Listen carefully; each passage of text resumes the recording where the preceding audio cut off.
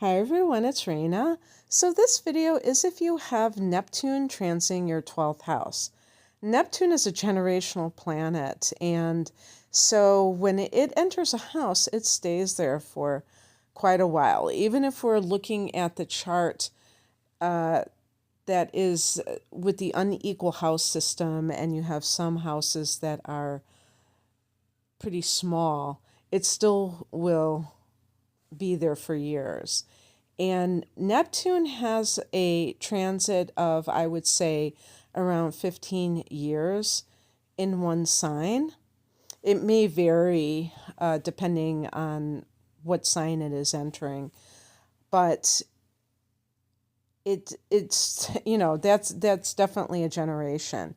And so in the 12th house, this is the house that Neptune rules in astrology, so it has an affinity with this particular sector. And this is the house that Pisces rules. Neptune is a ruler of Pisces. So all Piscean things are connected to the 12th house. It really kind of, you could say, doubles down or enhances what Neptune means to have it going through the 12th house. So let's talk about some of these things individually. The 12th house is known as the hermit house, the house of solitude. This is because it's a spiritual place and it's a hidden house. So it's kind of like what we do when you meditate. Doesn't it say in the Bible, pray in secret? Well, you think about monks and nuns, and I think, don't they say monks have a cell? It's almost like, well, it's funny because the 12th house can be prisons. So when we talk about cells, whether it's in a monastery or talking about a criminal cell, that is the 12th house too, as well as hospitals. And that's because it can be a house of suffering. Now, it's important to note that it's a house of a lot of things. So don't say, oh my gosh. Really, this is the last house of the zodiac. So if you look at the astrological wheel as a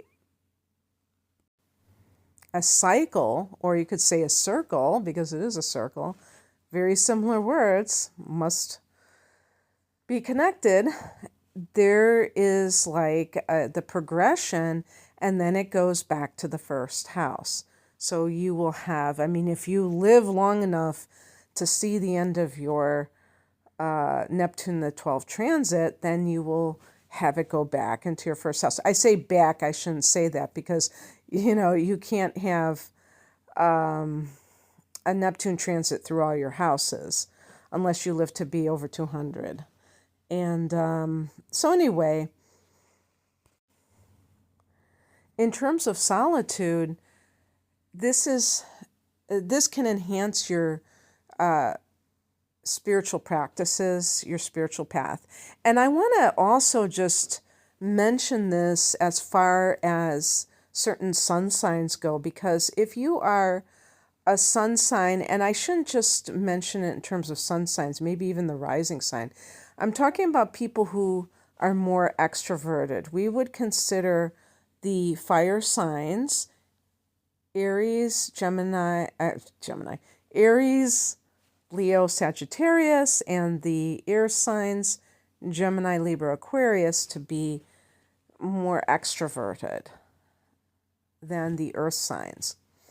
And yet, my sun is in Sagittarius, and I consider myself an introvert. I have a lot of earth, and earth is feminine. Earth and water are feminine, and the masculine is the air and the fire, and that tends to make people more assertive and, directing their energy to the outer world. But this is an inner place. This is ruled by Pisces, and it has the theme of going within, I would say. So therefore, it is a a time when somebody who considers themselves extroverted may find it a little bit unnerving that suddenly they are either craving or the universe is creating a scenario where they are maybe even forced to spend more time alone. So I think that depending on, I don't want to make it about signs because I know that it doesn't always neatly dovetail that way. But if you consider yourself an extrovert and you have Neptune, the 12th house right now, and you're like, what is going on with me? That's probably at least part of it, is that you're feeling like you don't want to do those things anymore, and then you think there's something wrong with you. There's nothing wrong with you. As long as you are not, feeling down on a regular basis and you're just isolating because of that. But if you just feel like everything, a lot of things seem frivolous and you want to, there's something that's like soul searching, you want to just like really tune into yourself, then it's because of this influence. If you're having it go through there, I'm talking about. So the next one is spiritual awakening. Oh, and I want to say one more thing about solitude, is that one of the reasons why this is the case is because when you're around other people, you're always getting the input of someone else and their projections. A lot of times, opinions are projections, really, and they're not, fact. Just because somebody has an opinion, even on your life, they're not facts. So especially not if it's if it's about you. But this idea of listening to that small, still voice within, and, far from the maddening crowd, where you can really tune into your higher self. Another facet of the 12th house is spiritual awakening in general, because this is not a rational place, the 12th house. Now, it's interesting because the opposite sign of Pisces is Virgo, and Virgo rules the opposite house, the 6th house, which is the house of work, your daily routine, health. There's some other things like pets and all that, but it's like, Virgo is an earth sign, so it's very grounded. And so this is opposing that. So it's like Virgo can be physical health, Pisces can be mental health. I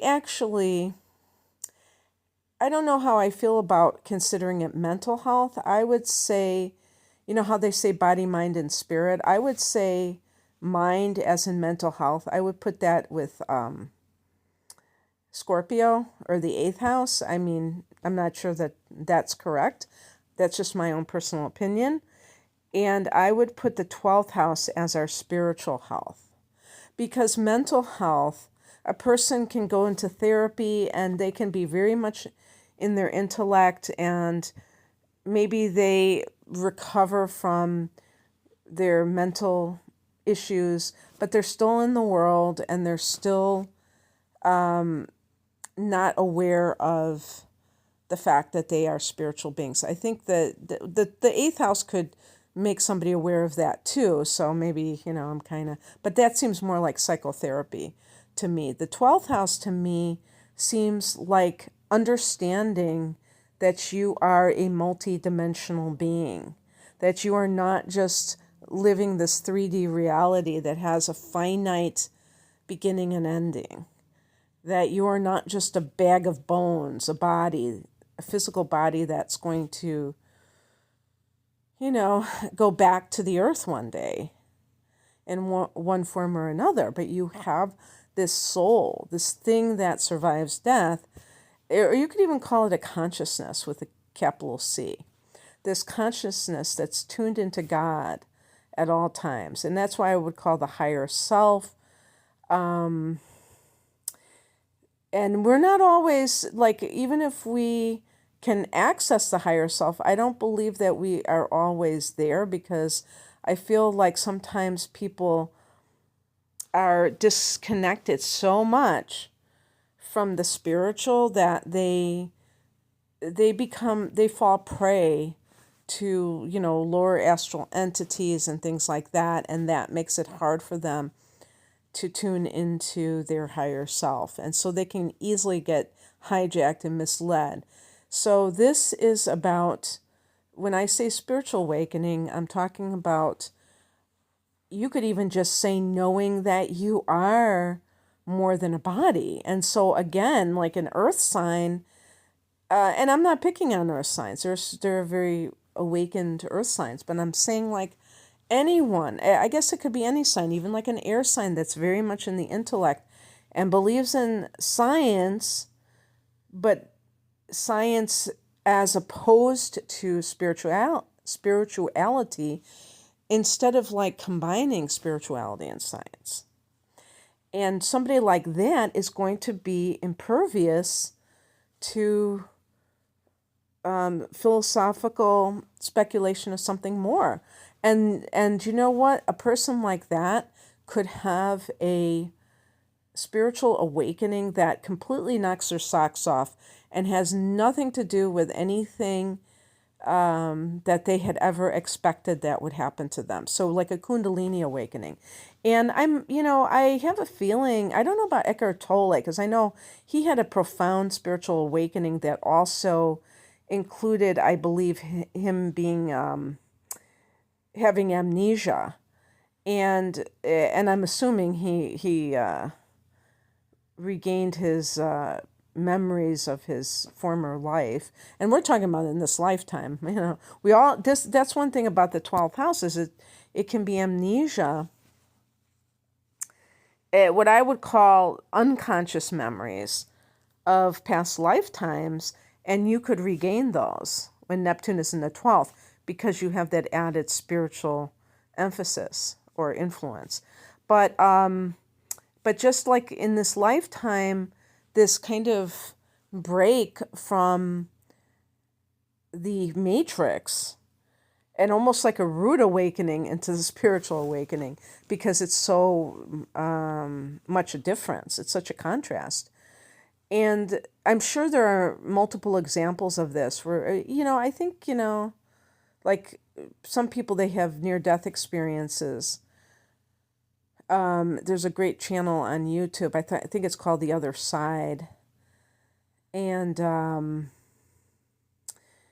where they talk about, some people were atheists and they had a near-death experience, and then all of a sudden they were exposed to all of this stuff or they had like downloads of all this wisdom that they were completely isolated from. And so if I don't think anybody listening to this would be in that boat, though, because you probably wouldn't be listening to an astrology reading if you are totally not part of the spiritual side of life already. But, in case you're listening to this for somebody else, that could be what happens to them. And psychic activity, that would make a lot of sense, or more psychic opening up. If you already have some of that, it could certainly, I was going to say exacerbate it, but exacerbate sounds like it's like worsening it. It sounds on the negative side, and obviously I mean something positive. And this is the house of the dream state, meaning, when you go to sleep. So your dreams might become more vivid and more prophetic. And maybe you have lucid dreams. Maybe you just your dreams are something that is really guiding you. So if you are having this transit and you are having an uptick in dreams, or, very memorable dreams, you might want to keep a dream journal to track them, because you never know if they are providing you information from a higher dimension. creativity could, really increase. Now, obviously, if you're not artistic or creative right now, I mean, I think everybody has the potential to be creative, but I'm obviously talking about people who have a background in this area. You might find that maybe you find that you're more prolific, or it's just like the creativity that you have maybe it's very fanciful.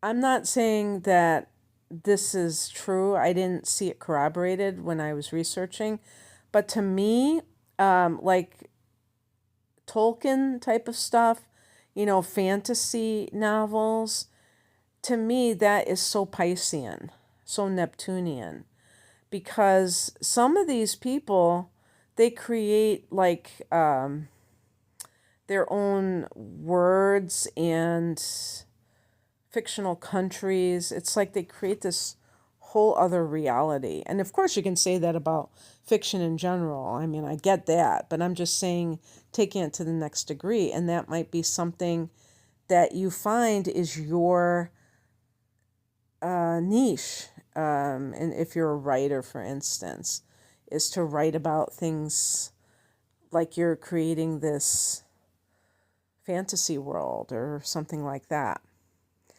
And I would also say combining creativity and spirituality. So, for instance, people who are musicians, you see people who are using singing bowls and some of these other sound healing tools to help other people. Well, maybe they incorporate it in some healing music, or the music itself is designed to heal people. So it could be something along those lines. The last thing I want to say is about compassion. This may really up your empathy for other people. When people have their natal Neptune in the 12th house, they can be extremely empathic. And basically what that means is that it's almost like being an open channel, where it's like you can just feel the feelings of other people. Now, that can have some, negative consequences. You don't want to be too open a channel, because if you have these abilities and you don't exert any control over them, it can, create problems. Like I always say, people who are schizophrenic are, as far as I'm concerned, tapping into spiritual realms, and they have no control over it. So to the average person, they're just hallucinating and screaming, shaking their fist at a cloud, and have no basis in reality. And yet to me, I look at people who are schizophrenic when I'm on the bus or the train, and I just, stare at them without being too obvious, but I'm fascinated by it, because I know that they're talking to someone. I know that there's some entity that they are communicating with, but they are uncontrolled in their ability to go within these channels, as it were. A channeler is like someone who is dialing, a radio is like flipping the dials. And it's been compared, they've compared the spiritual realms to a radio with different stations. If you're tuned into one station, it doesn't mean the others don't exist. You just can't hear what they're playing. Imagine if you had a radio that was playing like 10 channels at the same time. That's probably what a schizophrenic person is dealing with. So this is a great time if you feel like your spiritual gifts are just coming up in a conscious way, that you learn how to manage them. There's a book I can't remember the name. Some of you may be familiar with it. I think her name was Donna Eden or something, and I have the book, but I haven't really read very far into it. And I think it was called Energy Healing, just like a very basic title. But anyway, getting a book on energy healing where they talk about this kind of thing, because they'll talk about, probably how to turn it on and off, and so that you're able to decide when and where you're going to tune into those other dimensions. And when you don't want to, you don't have to, in other words. Okay, that's what I have for you. I hope that this resonated. If you would like a private reading, the link is below. Take care. Bye.